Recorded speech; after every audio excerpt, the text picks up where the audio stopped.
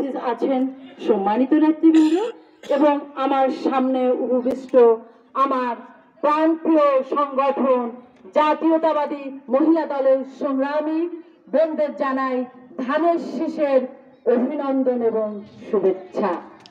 আজকে আমাদের সময় বেশি নেই, কারণ আমার প্রধান অতিথি অ্যাডভোকেট একেএম সেলিম রেজা হাবিব আমাদের দিক নির্দেশনা এবং তার মূল্যবান বক্তব্য রাখবেন। আমি আশা রাখি বিএনপি সেই ফিনিক্স পাখির মতো বারবার ঘুরে যায় এবং সেই পুরানো ছাই থেকে আবারও তার জন্মগ্রহণ করে এবং তা আজ বিপ্লবের মাধ্যমে হোক। আমি মনে করি বিএনপিতে কোনো নেতা লাগবে না। আমার শহীদ প্রেসিডেন্ট জিয়াউর রহমান যেমন বলেছেন, I will make politics difficult. আমি রাজনীতিকে কঠিন করে দিয়ে যাব, কারণ আমার সাধারণ জনগণ যাতে আর নেতাদের কাছে দৌড়াইতে না হয়, সেজন্য আমি রাজনীতিকে সাধারণ জনগণের দৌড়ায় নিয়ে আসবো। সংগ্রামী বোনেরা, আমার মা তিনবারের প্রধানমন্ত্রী, মাদার অফ ডেমোক্রেসি, কিন্তু আমাদের সেই শিক্ষায় দিয়েছেন, কারণ রাজনীতি তার পেশা ছিল না, কারণ রাজনীতি আমরা